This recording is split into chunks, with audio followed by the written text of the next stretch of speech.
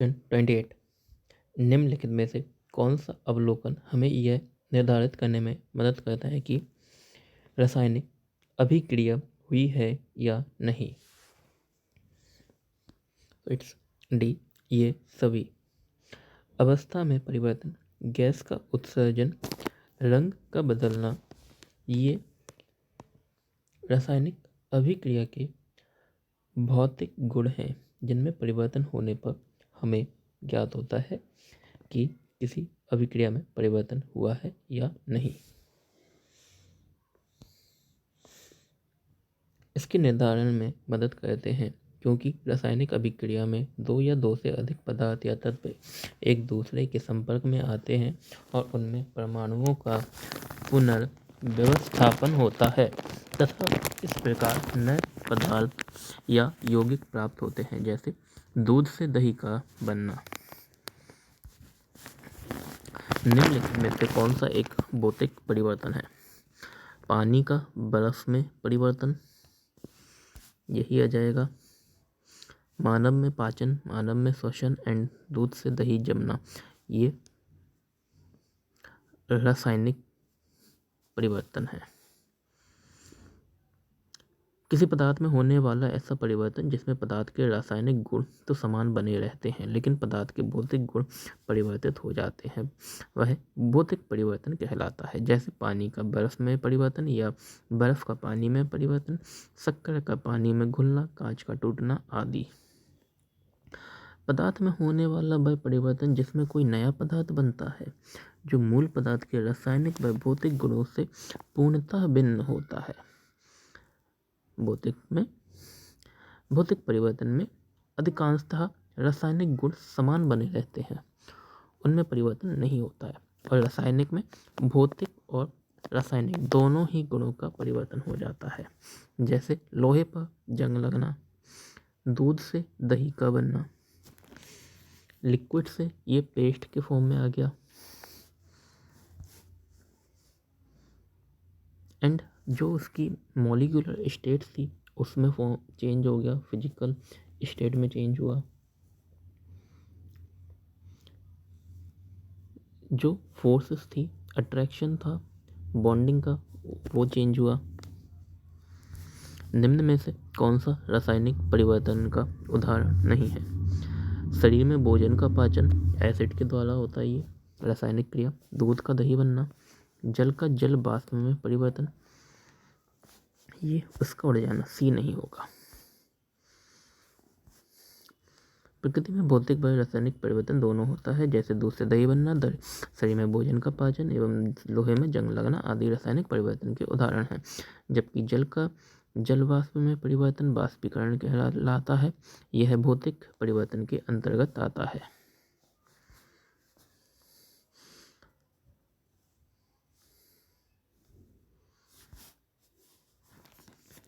निम्नलिखित में से कौन सा विकल्प रासायनिक परिवर्तन है?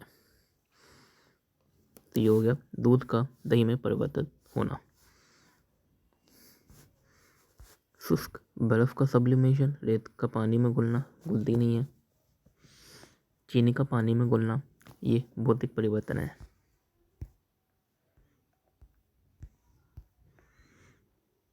निम्नलिखित में से कौन सा भौतिक परिवर्तन है? बर्फ का पिघलना।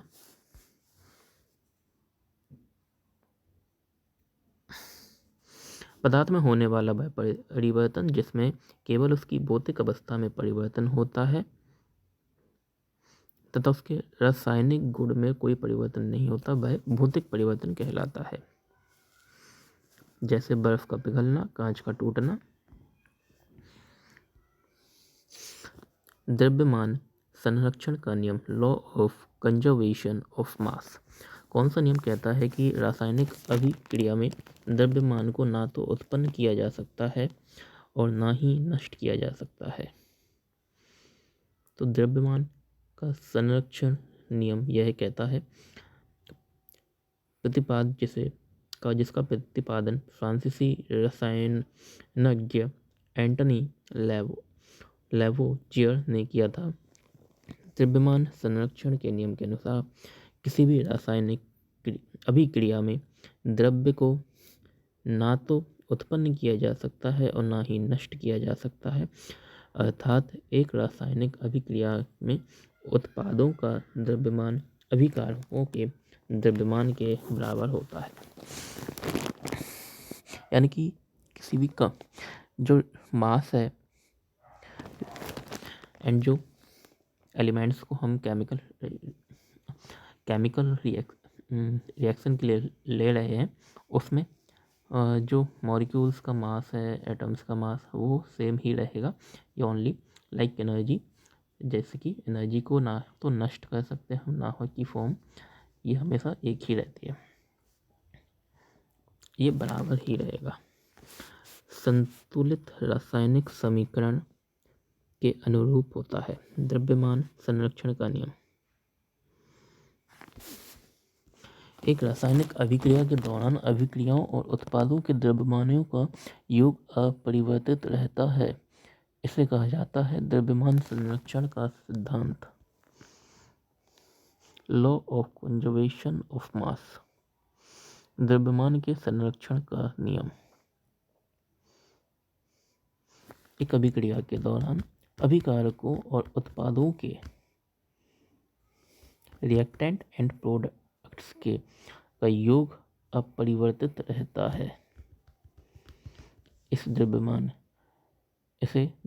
के संरक्षण का नियम कहते हैं। द्रव्यमान को ना नष्ट किया जा सकता है, ना ही सृजन किया जा सकता है, परंतु वह आपस में पुनर्व्यवस्थित अवश्य हो सकता है।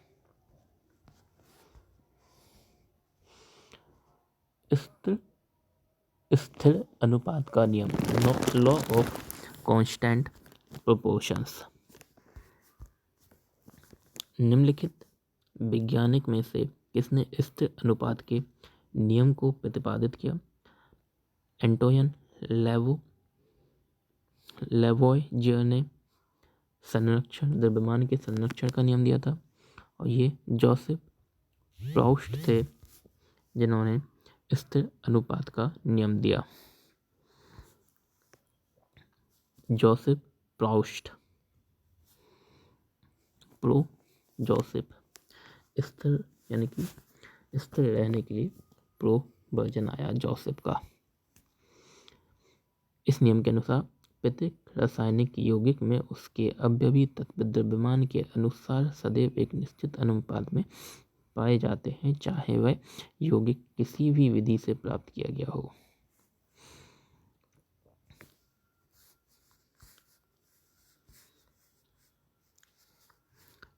मीन्स उसका हम कोई भी रेशो में उसे ले, बट उसका जो मास है वो उसी के अकॉर्डिंग ही हमें मिलेगा। इसे ही स्टैटिक नियम का है, स्टैटिक कांस्टेंट लॉ। निश्चित अनुपात का नियम किसके द्वारा प्रतिपादित किया गया है? ये प्रोवर्जन थे जोसेफ एल प्राउस्ट। निश्चित अनुपात के नियम के अनुसार रासायनिक पदार्थ में भिन्न तत्वों के परमाणुओं के द्रव्यमान और रस गलत है, परमाणु की छोटी पूर्ण संख्याओं के अनुपात में संयोजित होते हैं। रासायनिक पदार्थ में तत्व हमेशा द्रव्यमान के निश्चित अनुपात में मौजूद होते हैं। बिल्कुल सही। किसी रासायनिक यौगिक में अवयवी तत्वों के भारों या द्रव्यमानों का सदैव एक निश्चित अनुपात रहता है। उदाहरण के लिए H2O में हाइड्रोजन और ऑक्सीजन के भारों का अनुपात 1/8 है। किसी भी स्रोत से प्राप्त जल में हाइड्रोजन और ऑक्सीजन के भारों का अनुपात सदैव 1:8 रेशो का ही रहेगा।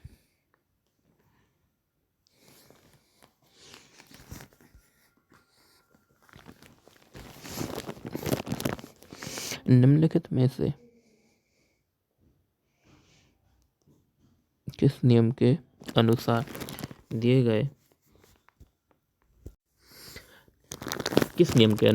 दिए गए रासायनिक पदार्थों में हमेशा वही समान तत्व होते हैं जो वजन से एक निश्चित अनुपात में संयुक्त होते हैं? ये स्थिर अनुपात का नियम है। इसे जोसेफ एल प्राउस्ट ने दिया था।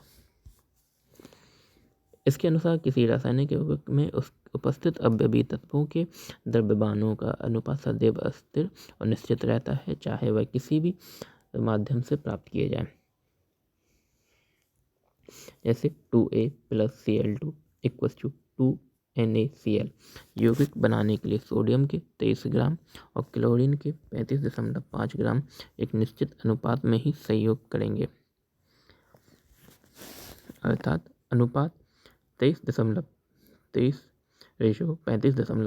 सदैव निश्चित रहेगा।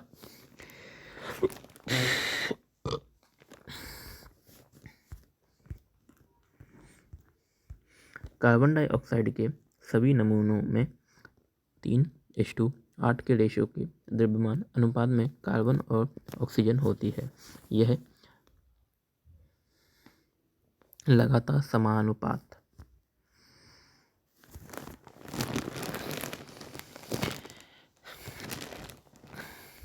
निश्चित अनुपात के नियम है।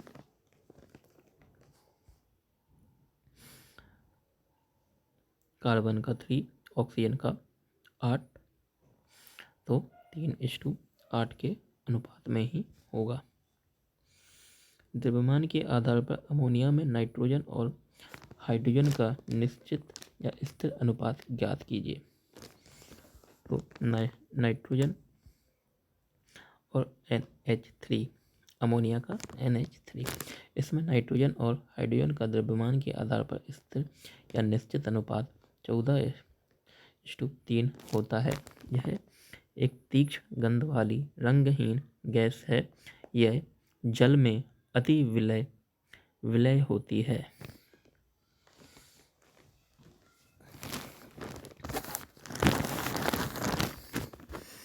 CaO, कैल्शियम ऑक्साइड में द्रव्यमान के अनुसार Ca और O का अनुपात होता है।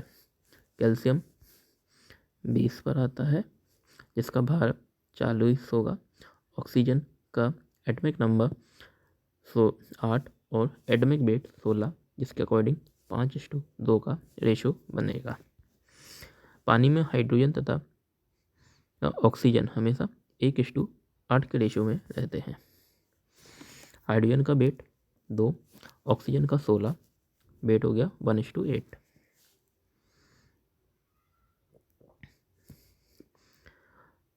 जबकि आयतन के अनुपात में जल में हाइड्रोजन व ऑक्सीजन का अनुपात 2:1 का होता है। ये वॉल्यूम में, क्योंकि हाइड्रोजन के 2 मॉलिक्यूल्स एक्स्ट्रा होते हैं। अमोनिया में N2 और H2 के द्रव्यमान हमेशा 14/3 में रहते हैं। अमोनिया गैस को सर्वप्रथम 1771 में प्रिस्टले ने खोजा था।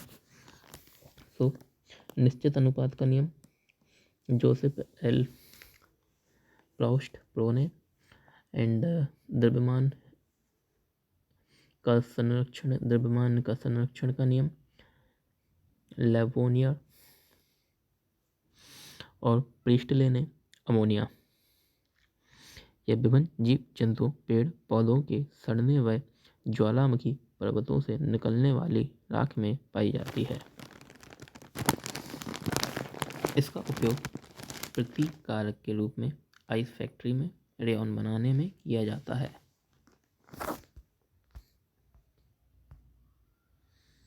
डेल्टन का परमाणु सिद्धांत, डेल्टन्स एटॉमिक थ्योरी।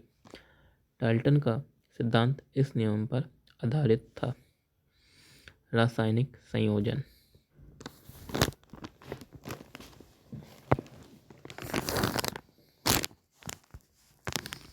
डाल्टन का परमाणु सिद्धांत रासायनिक संयोजन के नियम पर आधारित है। डाल्टन के परमाणु सिद्धांत के अनुसार सभी द्रव्य, चाहे तत्व, यौगिक या मिश्रण हो, सूक्ष्म कणों से मिलकर बने होते हैं, जिन्हें परमाणु कहते हैं।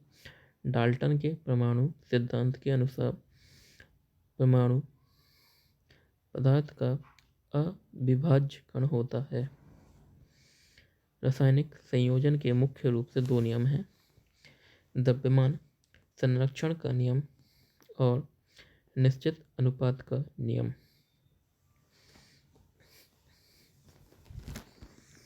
डाल्टन का सिद्धांत रासायनिक संयोजन के नियम पर आधारित है।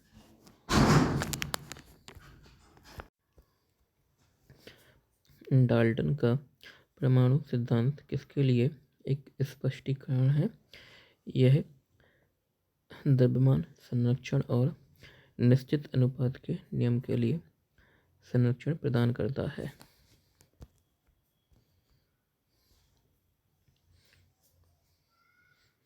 डाल्टन की पद्धति के अनुसार निम्न में से कौन सा कथन सही है? परमाणु पदार्थों के अविभाज्य कण हैं। जॉन डाल्टन के सिद्धांत के अनुसार प्रत्येक पदार्थ छोटे छोटे कणों से मिलकर बना होता है जिन्हें परमाणु कहते हैं, और परमाणु को किसी भी भौतिक या रासायनिक विधि से विभाजित नहीं किया जा सकता।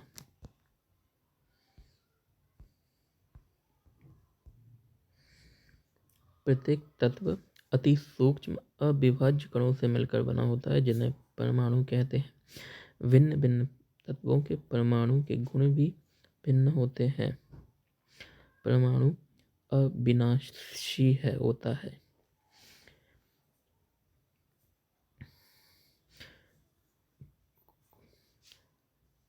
कौन डाल्टन के परमाणु सिद्धांत की अवधारणा नहीं है? भिन्न तत्वों के परमाणुओं में भिन्न द्रव्यमान और रासायनिक गुण होते हैं। यौगिक बनाने के लिए परमाणु सूक्ष्म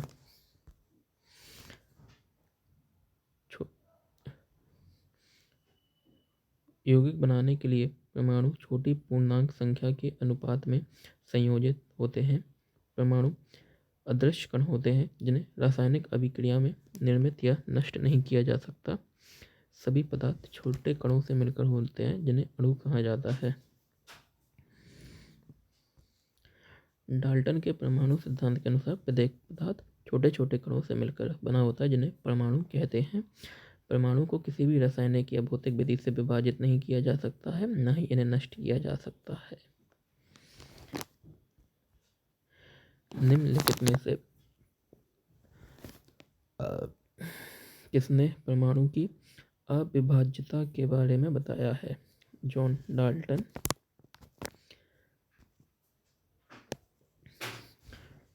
डाल्टन के परमाणु सिद्धांत की कौन सी अभिधारणा द्रव्यमान संरक्षण के नियम का परिणाम है?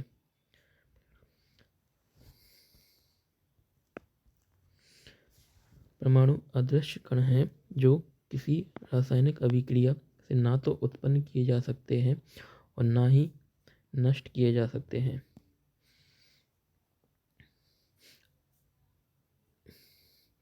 (1803) में द्रव्य की संरचना और परमाणु संबंधी एक विचार प्रस्तुत किया जिसे डाल्टन का परमाणुवाद कहते हैं। इनके परमाणु सिद्धांत से द्रव्यमान संरक्षण का नियम प्रतिपादित होता है, जिसके अनुसार परमाणु अदृश्य कण हैं जो किसी रासायनिक क्रिया से ना तो उत्पन्न किए जा सकते हैं और ना ही नष्ट किए जा सकते हैं। ने प्रस्तावित किया कि प्रत्येक तत्व में एक विशेष परमाणु द्रव्यमान होता है। John Dalton.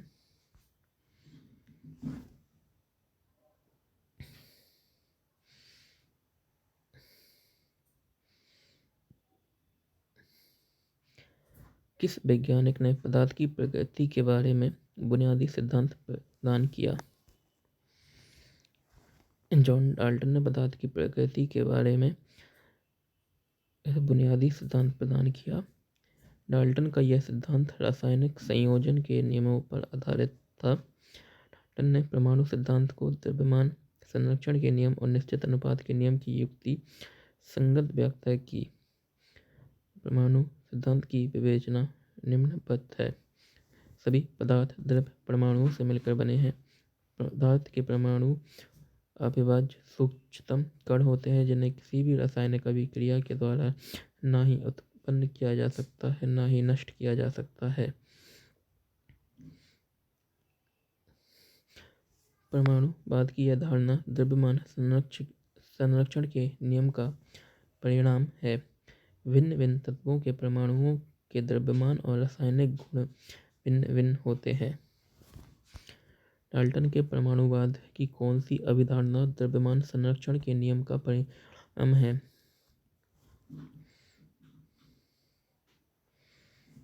ये डी। पदार्थ की प्रकृति से संबंधित मूलभूत सिद्धांत किसने प्रतिपादित किया?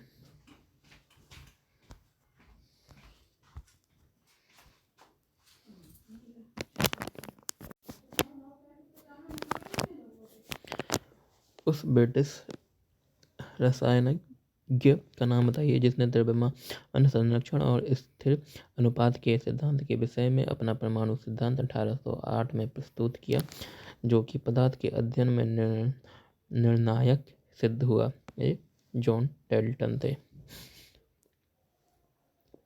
परमाणु के द्रव्यमान संरक्षण नियम लैवोचियर का है and Proust, Joseph L Proust ने स्थिर अनुपात का सिद्धांत दिया। जॉन डाल्टन ने परमाणु का।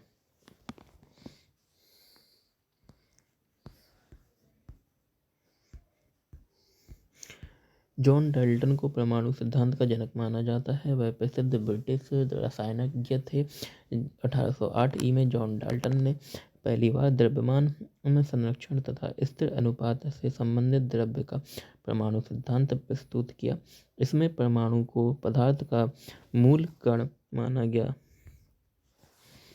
उनके अनुसार सभी द्रव्य चाहे तत्व यौगिक या मिश्रण हो, बेहद छोटे छोटे कणों से मिलकर बने होते हैं। इन कणों को एटम्स या परमाणु कहा जाता है। सभी द्रव्य परमाणुओं से निर्मित होते हैं। परमाणु रासायनिक अभिक्रिया में भाग लेता है। परमाणु अविभाज्य कण होते हैं जो रासायनिक अभिक्रियाओं के द्वारा ना तो उत्पन्न किया जा सकता है ना ही विनाश किया जा सकता है। प्रत्येक परमाणु सभी भिन्न भिन्न पदार्थों या यौगिक के परमाणुओं की संख्या, द्रव्यमान और रासायनिक गुण भिन्न भिन्न होते हैं। अणु परमाणु तत्व की प्रतिशत मात्रा, molecule atom percentage volume of element. निम्न में से किस तत्व के आणविक रूप से में परमाणुओं की संख्या अधिकतम होती है? ये सल्फर। सल्फर के आणविक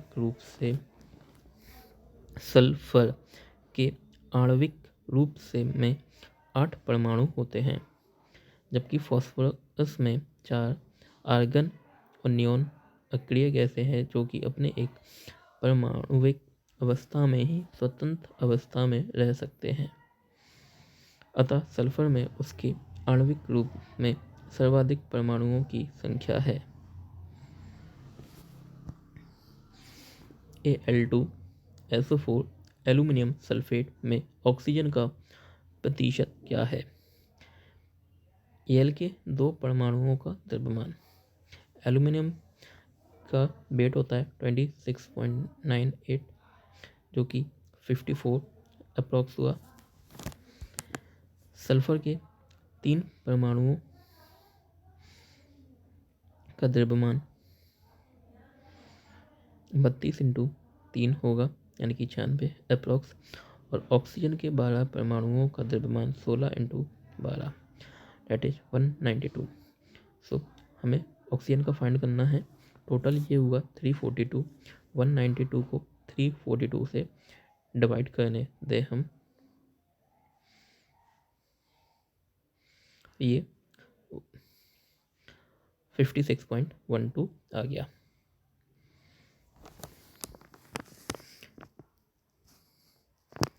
इसी तरह सल्फर का प्राप्त करने के लिए हम 96/342 कर सकते हैं, जो कि अप्रॉक्स 27 के आसपास आएगा, एंड 54/342 रखकर एल्यूमिनियम का प्रतिशत पता चल जाएगा, जो कि लगभग 16% के आसपास आएगा। निम्नलिखित में से कौन सा परमाणु के बारे में सही नहीं है? 2 तत्वों के परमाणु समान होते हैं, गलत है। वे 10⁻10 मीटर क्रम के परिसरण में होते हैं, गलत। परमाणु आकार में बहुत छोटे होते हैं, तो इसमें ये ए ही हो जाएगा। वे 10⁻10 मीटर क्रम के प्रसारण में होते हैं। परमाणु आकार में बहुत छोटे होते हैं। एक तत्व के परमाणु सभी अवस्थाओं में समान होते हैं।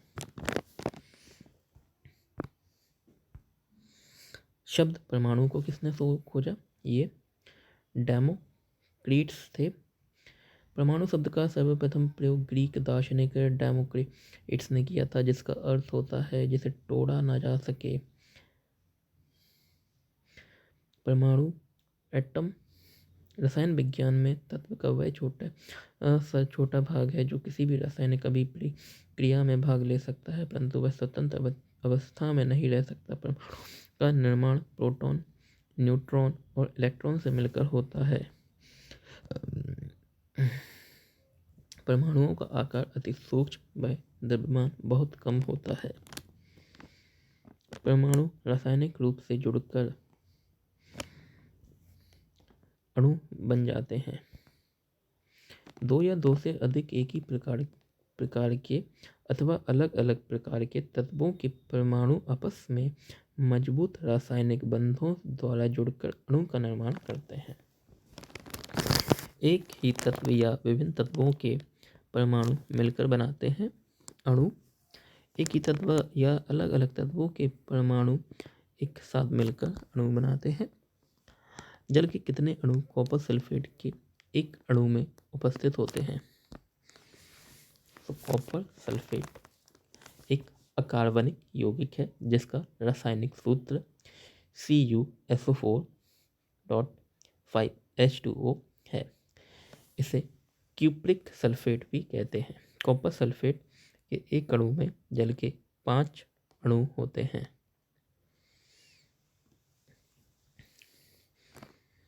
तो ये हमने देखा CuSO4 पर 1 है और H2O के पास 5 है। अमोनियम क्लोराइड के एक अणु में कितने परमाणु होते हैं? NH अमोनियम क्लोराइड है, ये अमोनिया का NH3 और अमोनियम क्लोराइड का NH4Cl, जिसका दूसरा नाम 9 है। यह एक श्वेत क्रिस्टलीय जल में अत्यधिक विलय पदार्थ है जो अधिक गर्म करने पर बिना पिघले ही ऊर्ध्वपातित हो जाता है और अमोनिया तथा HCl गैस में बदल जाता है।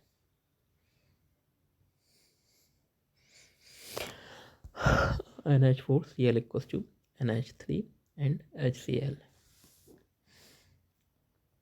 अमोनियम क्लोराइड के एक अणु में कुल 6 परमाणु होते हैं।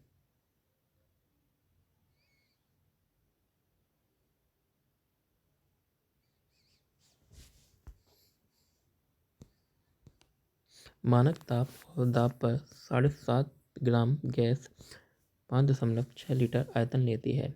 यह कौन सी गैस है?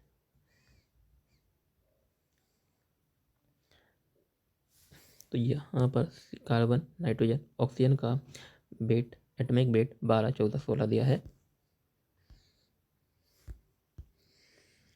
मानक ताप और दाब पर 5.6 लीटर गैस का भार 7.5 ग्राम है, तो 1 लीटर गैस का भार 7.5 को 5.6 से डिवाइड कर दिया और 22.4 लीटर गैस का भार निकाल लिया। दी गई गैस नाइट्रस ऑक्साइड का अणु भार 14 + 16 30 ग्राम, अतः दी गई गैस NO गैस है।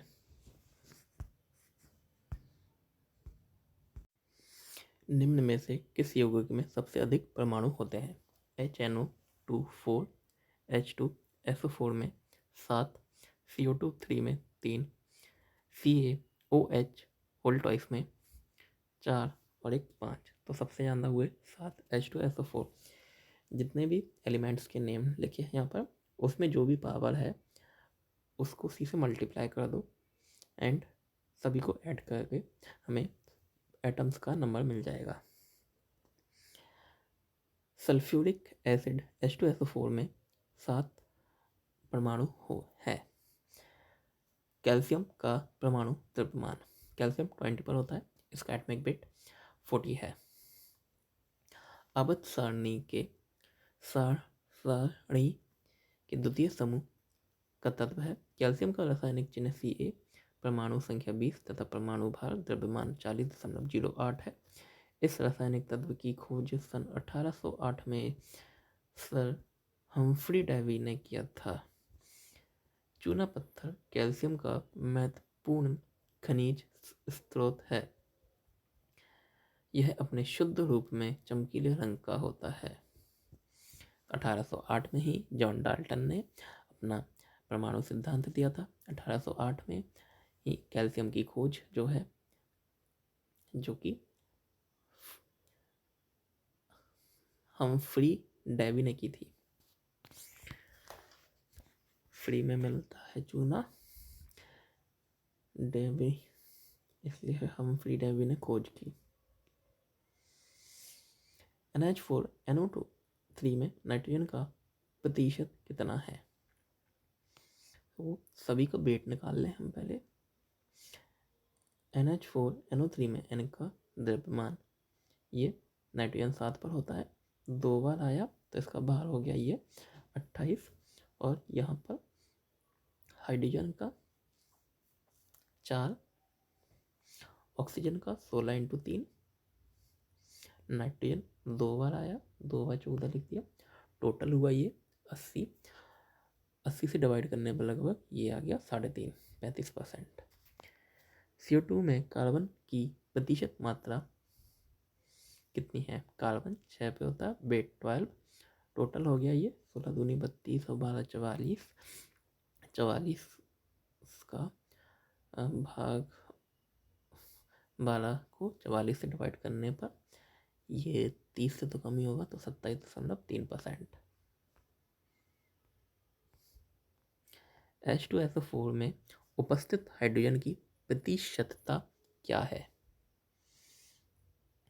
किसकी पूछी? हाइड्रोजन की। हाइड्रोजन का वेट हो गया 2, ऑक्सीजन का 16, तो 2 1/8, 12.5, सॉरी ये टोटल जो वेट है ये होगा 9, 18, तो उसके अकॉर्डिंग ये लेस हो गया 1/9, तो ये परसेंट हुई 11.11। पदार्थ का वह सबसे छोटा कण जिसका स्वतंत्र अस्तित्व है, यह अणु। किसी पदार्थ का वह छोटे से छोटा कण जो स्वतंत्र अवस्था में रह सकता है, जिसमें उस पदार्थ के सभी गुणों विद्यमान रहते हैं, वह अणु कहलाता है। परमाणु स्वतंत्र अवस्था से नहीं रहता है। पदार्थ का सबसे छोटा कण, परंतु वह स्वतंत्र अवस्था में नहीं रह सकता, वह परमाणु है। अणु से भी सूक्ष्म कण। अणु शब्द से परिचय द्वारा 1896 के आसपास कराया गया था। तो जॉन डाल्टन परमाणु का जोसेफ प्रेस्ट स्थित नियम विल्हेम ऑस्टवाल्ड ने कराया था। वैसे परमाणु का कई जगह पर मिलता है सिद्धांत की ये परमाणु के बारे में सबसे पहले महर्षि कणाद ने दिया था, परंतु इनके सिद्धांत कहीं मिलते नहीं है ऐसे।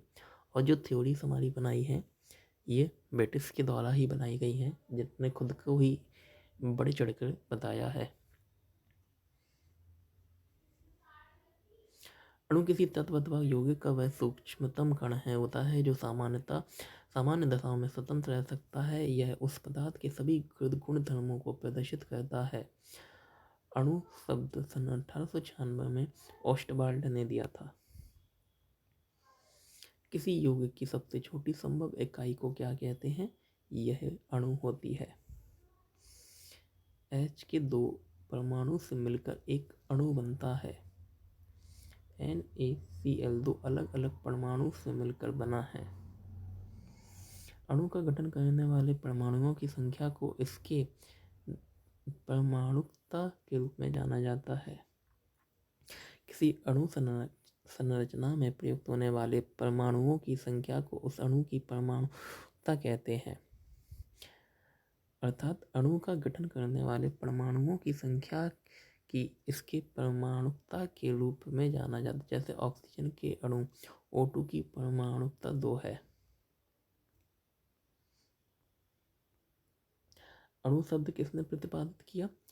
ये ओस्टवाल्ड थे, डेमोक्रिट्स,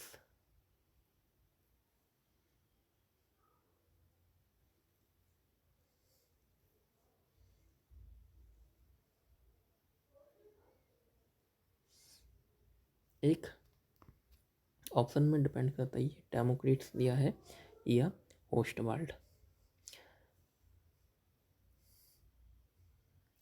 एक को किसी के हिस्से या एक यौगिक के उस अंश के रूप में परिभाषित किया जा सकता है जो स्वतंत्र अस्तित्व में सक्षम है और उस तत्व के सभी गुणों को दिखाता है। एक अणु को किसी तत्व के हिस्से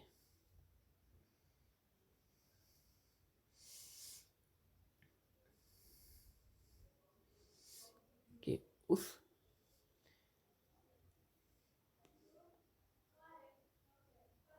एक अणु को किसी तत्व के हिस्से या एक यौगिक के उस सबसे छोटे अंश के रूप में परिभाषित किया जा सकता है जो स्वतंत्र रूप अस्तित्व में सक्षम है और उस तत्व के सभी गुणों को दिखाता है। अणु में कोई आवेश नहीं होता है। अणु की संकल्पना ठोस, द्रव्य और गैस के लिए अलग अलग होती है। CaOH वोल्टाइस के अणु में कितने परमाणु मौजूद हैं? कैल्शियम में 1, ऑक्सीजन हाइड्रोक्साइड में 2, तो ये टोटल 5। CaO2 में C और O2 द्रव्यमान द्वारा अनुपात मौजूद है। कैल्शियम कार्बन का 6, ऑक्सीजन का 32, तो ये 3, 16।